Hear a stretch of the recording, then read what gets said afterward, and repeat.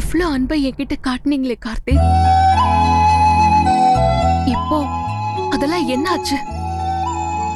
அந்த காதல் எங்க போச்சு? அந்த காதல் எங்கேயும் போகல. ஆனா அதே சமயத்துல எனக்கு என் அக்கா மேல இருக்கிற பாசமும் என் உயிர் இருக்கிற வர மாறாத. அது நீ கொஞ்சம் புரிஞ்சுக்கோ. கார்த்திக், நீங்க தப்பா புரிஞ்சுக்கிட்டீங்க.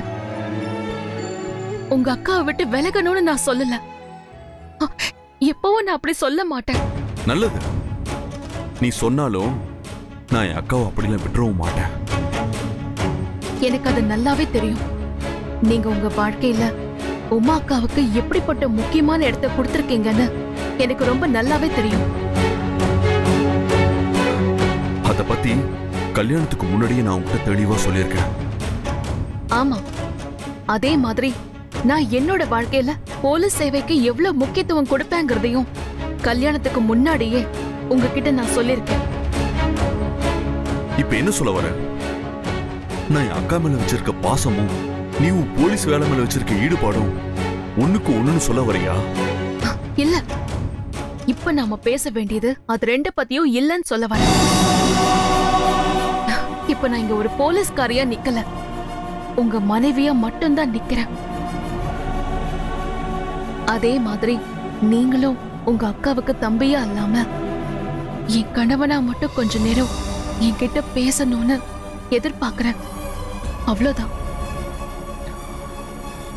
சரி, என்ன பேசணுமோ சீக்கிரமா பேசு. நான் தூங்க போகணும்.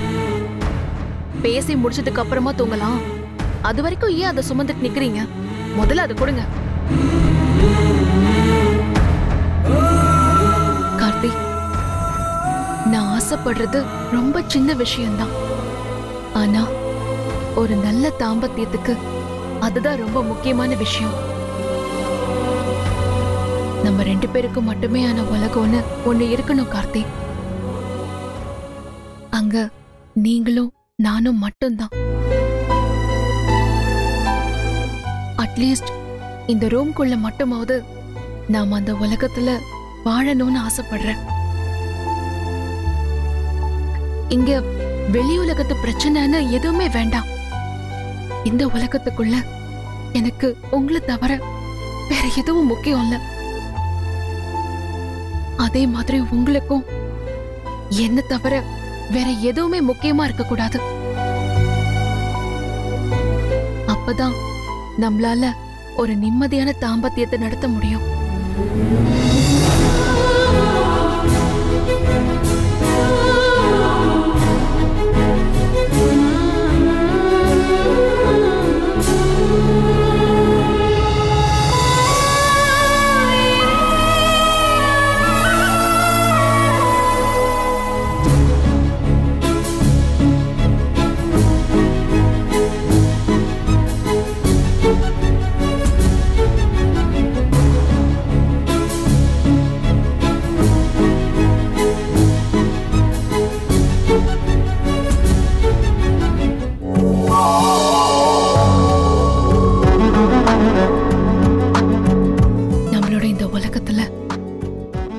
ரெண்டு பேரும் எதையும் பூட்டி வைக்க வேண்டியதில்லை.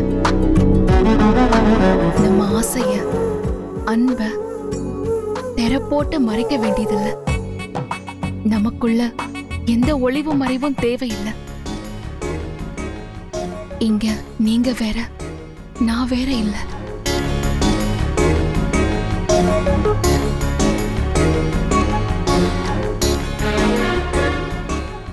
கார்த்திக், கார்த்திக் அண்ணா, உமாக்கா கொஞ்சம் கீழே கூப்பிடுறாங்க, வரியா? இந்த வரண்ணா. சரி வா.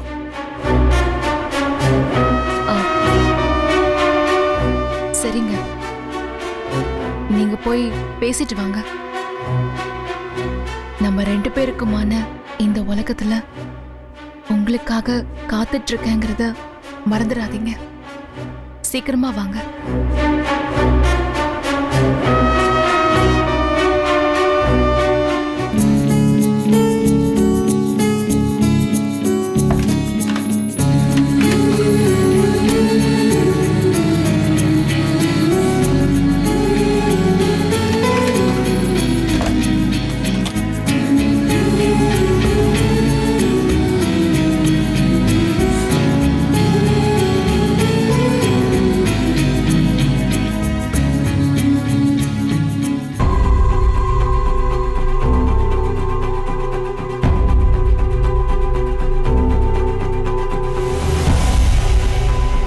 அக்கா, கார்த்திக் வராங்க.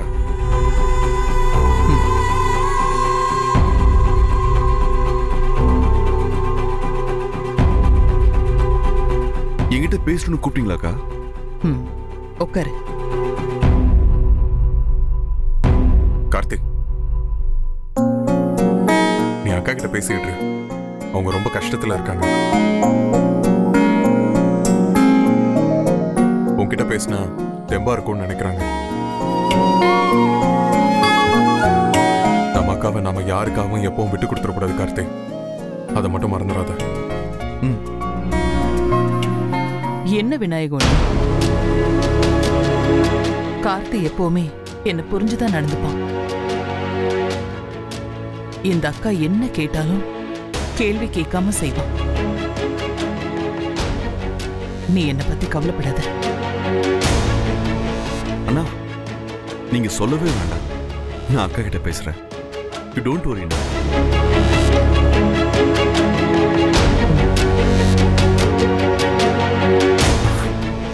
அக்கா, அங்க ரிஷி தூங்காம படுத்துறான்னு கஸ்தூரி என்ன கூப்பிட்டா. நான் போறேன்க்கா. பாத்துக்கூட. என்கிட்ட எதுவா இருந்தாலும் தயங்காம பேசுங்கக்கா.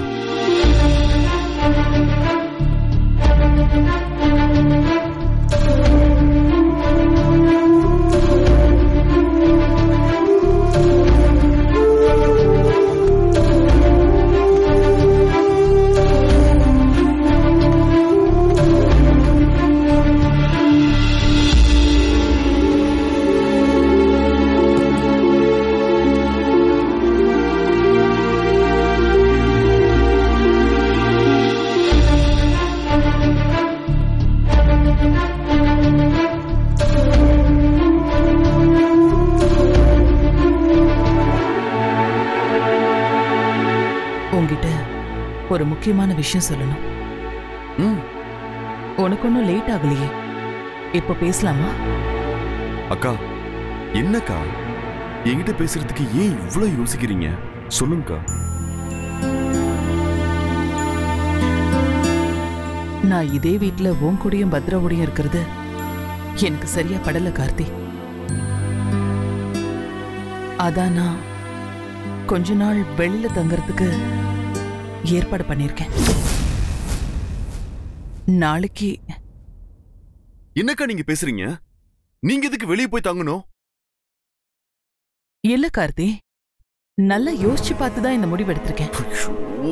நான் உன்னையும் பத்ராவையும் கவனிச்சுட்டு தான் வரேன். நீங்க சந்தோஷமா இல்ல?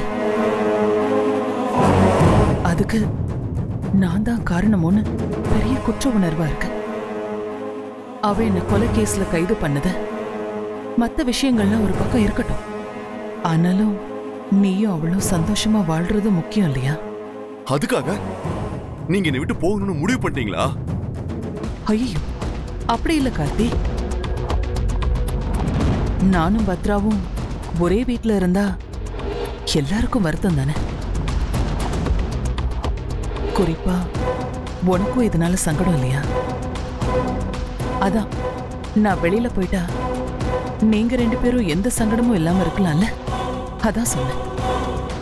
எங்க ரெண்டு பேருக்கும் நடுவுல நீ மாட்டிக்கிட்டு மனசு சங்கடப்பட்டு இருக்கிறத என்னால பார்க்க முடியல கார்த்தி. நீ கல்யாணம் பண்ணி கூட்டிட்டு வந்தவள இந்த கேஸ் முடியற வரைக்கும் நீ உன் வீட்டுல இருன்னு சொல்ல முடியுமா? சொல்லு. அது மட்டும் இல்லாம நான் பத்ராவை வெளியில அனுப்புனா அவளுக்கு பயந்துகிட்டு நான் செய்யறேன்னு எல்லாரும் என்ன தப்பா நினைக்கலாம். அதனால நான் வெளியில போறது இப்போதைக்கு எல்லாருக்கும் நல்லது. நான் நல்ல வசதியான கெஸ்ட் ஹவுஸா பார்த்துதான் இருக்க போறேன். நீ நினைச்சப்போ என்ன பார்க்க ஓடி வந்துட மாட்டியா என்ன?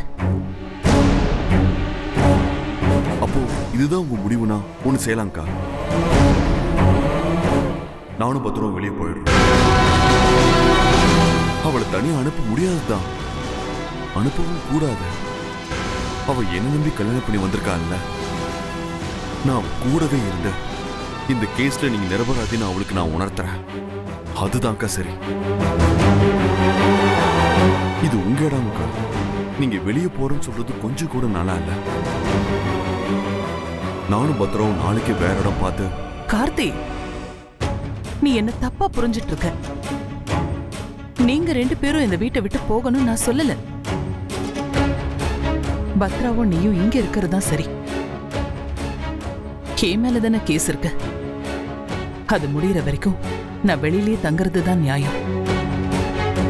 கேஸ் முடிஞ்சதும் நான் திரும்பி வந்துருவேன். நான் வெளியில போறதுனால யாருக்கும் எந்த இழப்பும் இல்ல. என்ன இருந்தாலும் நான் ஒரு கொலை குற்றவாளி தானே. அக்கா ப்ளீஸ், முதல்ல இப்படி பேசுறதை நிறுத்துங்க. இது உங்க வீடு. இதை விட்டு நீங்க எங்கேயும் போக கூடாது. அதை நான் அனுமதிக்கவும் மாட்டேன். நீங்க கொலை குற்றவாளி இல்லக்கா, குற்றம் சுமத்தப்பட்டிருக்கீங்க, அவ்வளவுதான். இதுக்காக நீங்க அக்கா இல்லைன்னு ஆயிடுமா? இல்ல நான் தான் உங்களை இந்த வீட்டை விட்டு வெளியே அனுப்ப அனுமதிப்பேன்னு நினைச்சீங்களா நீங்க?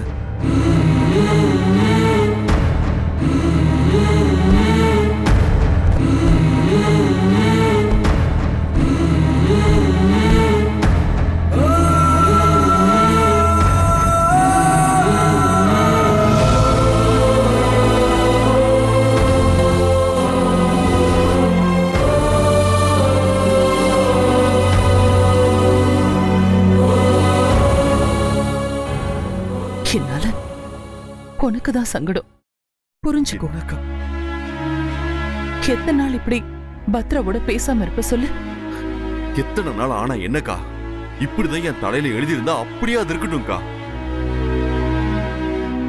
ஆனா நீங்க என்னை விட்டு போக மாட்டேன்னு சத்தியம் பண்ணுங்க.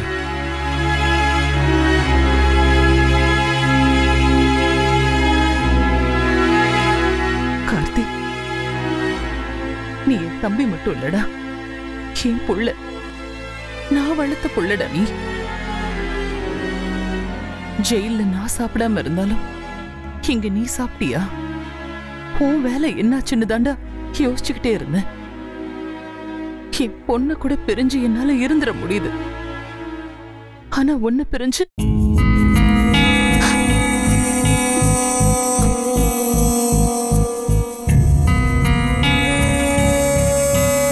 என்னக்கா?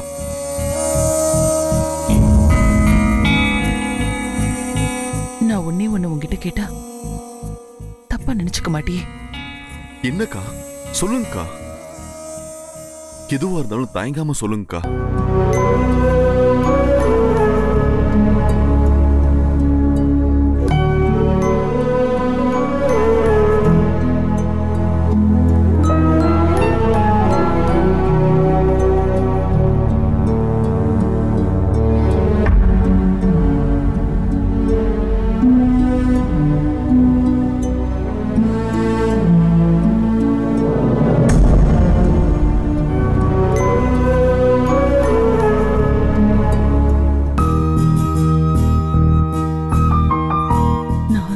பண்ணிருப்பேன்னு நீ நம்புறியா கார்த்தி? என்னக்கா என்ன கேள்வி இது? உங்க மேல எப்படி இது மாதிரி ஒரு அபாண்டமான பழிய சுமத்துனாங்கன்னு நானே துடிச்சுக்கிட்டு இருக்கேன். நான் போய் எப்படிக்கா அதை நம்புவேன்? இல்லடா, உனக்கு ஒரு துளி சந்தேகம் இருந்தாலும் தயங்காம நீ என்கிட்ட கேட்கலாம் கார்த்தி. அக்கா ப்ளீஸ்கா. கொஞ்ச நாள் உங்க கூட பழகினவங்க கூட அதை நம்ப மாட்டாங்க. நான் பிறந்ததுல இருந்து உங்களை பார்த்துக்கிட்டு இருக்கேன். நான் எப்படிக்கா? இந்த ஊர் உலகமே அப்படி சொன்னாலும் நான் உங்களை சந்தேகப்பட மாட்டேன்க்கா. ஒருவேளை நீங்களே என்கிட்ட வந்து இந்த கொலையை நான் தான் பண்ணேன்னு சொன்னா கூட நான் நம்ப மாட்டேன்க்கா. நம்ம விநாயகம்மன்னா சொல்ற மாதிரி நிச்சயமா இதுல ஏதோ ஒரு பெரிய இடத்து வேலை இருக்குக்கா. உங்க வளர்ச்சியை பிடிக்காத யாரோ செய்யற சதியா இருக்கலாம்.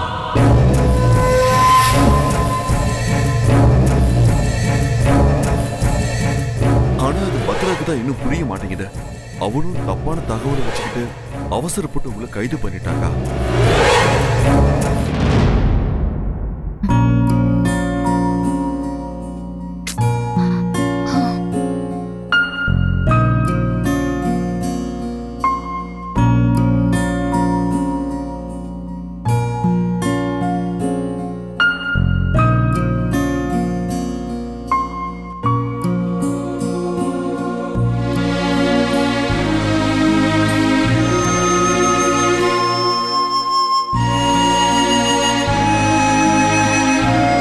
அது நீங்க இல்ல, அந்த கடவுளே வந்து சொன்னா கூட நீங்க இப்படி ஒரு காரியத்தை பண்ணிருப்பீங்கன்னு நான் எந்த காலத்திலயும் நம்ப மாட்டேன்க்கா. எல்லாரையும் விட எனக்கு தான் உங்களை பத்தி நல்லா தெரியும்.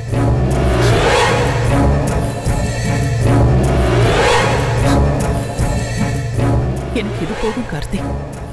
நான் இனிமே தைரியமா இருப்பேன்.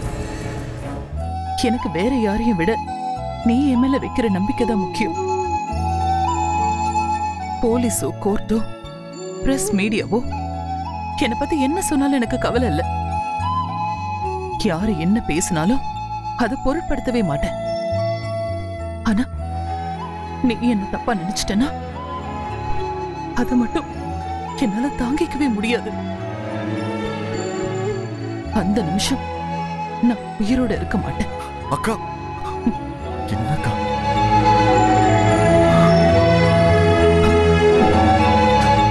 சரி, பேசிட்டு இருந்ததுல நேரம் போனதே தெரியல. நீ போய் தூங்க, டைம் ஆயிடுச்சு. Good night. குட் நைட்க்கா. உங்களுக்காக எப்பவுமே இந்த தம்பி இருக்கான்னு நம்புங்கக்கா, ப்ளீஸ்.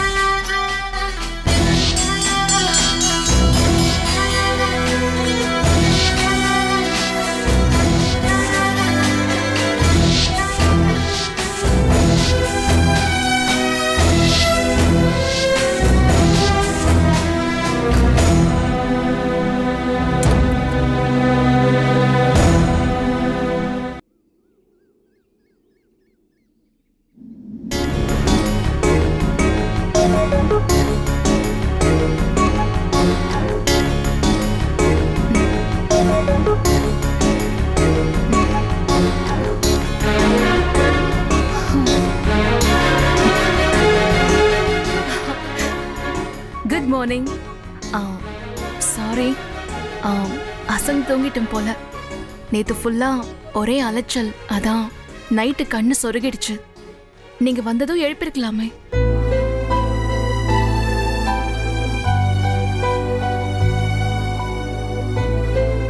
ஏன் பதிலே சொல்ல மாட்டேங்கிறீங்க? நேத்து நான் அவ்வளோ சொன்னேனே, நம்ம அன்பை பரிமாறிக்கிறதுக்கு நமக்குன்னு ஒரு சின்ன அழகான உலகம். எந்த அன்பை பரிமாறிக்கிறது பத்ரா? என் மேல உனக்கு நிஜமாவே அன்பு இருந்திருந்தா கல்யாணத்துக்கு முன்னாடி நாம தனியா சந்திச்சப்போ நீ இன்வெஸ்டிகேஷன் பண்ணிட்டு இருக்கிறது உமாக்கு சம்பந்தப்பட்ட கேஸ்ன்னு ஒரு முறையாவது என்கிட்ட சொல்லிருக்கணும். என் மேல உனக்கு உண்மையான அன்பு இருந்திருந்தா என்கிட்ட சிரிச்சு பேசிக்கிட்டே எங்க அக்காவை அரெஸ்ட் பண்றதுக்கு உத்தரவு வாங்கியிருக்க மாட்டேன். என்ன நிஜமா நேசிச்சிருந்தா அன்னைக்கு கல்யாண மண்டபத்துல அத்தனை பெரிய மனுஷங்க சொந்தக்காரங்க முன்னாடி அக்காவை அரெஸ்ட் பண்ணா என் குடும்பத்தோட மரியாதை தூள் தூளா உடஞ்சிருமேன்னு நீ அடுத்த நாளுக்காவது தள்ளி போட்டிருப்ப. ஆனா நீ இது எதையுமே செய்யலையே. என்ன கார்த்தி இது? தெரிஞ்சுக்கிட்டே கேக்குறீங்களே. போலீஸ் புலன் விசாரணைய பத்தி நான் என் சொந்த குடும்பத்துக்கிட்ட கூட சொல்லக்கூடாது. Correct correct. இதத்தான் நீ சொல்லுவன்னு எனக்கு நல்லா தெரியும். பத்ரா, இந்த அன்பு காதல் குடும்பம்லாம் பேசி உன்னை நீயே ஏமாத்திக்காத. நீ சொன்னியே உன்னோட அந்த உலகம், அன்பான அழகான அந்த சின்ன குடும்பம், அதுல நீயும் உன் போலீஸ் டிபார்ட்மெண்ட் மட்டும்தான் இருக்கீங்க. எனக்கு அங்க இடமே இல்லை.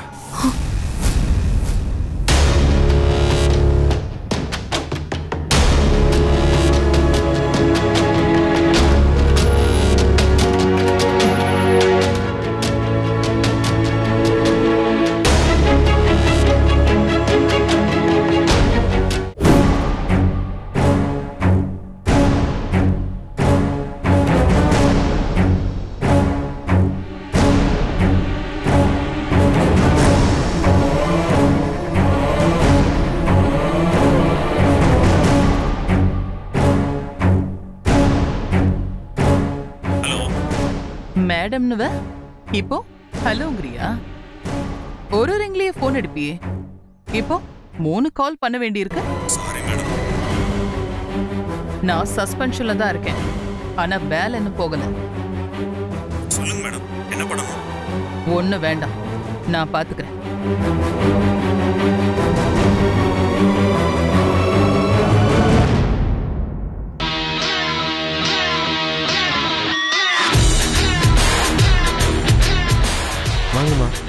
இல்ல வேண்டாம், நான் பாத்துக்கிறேன்.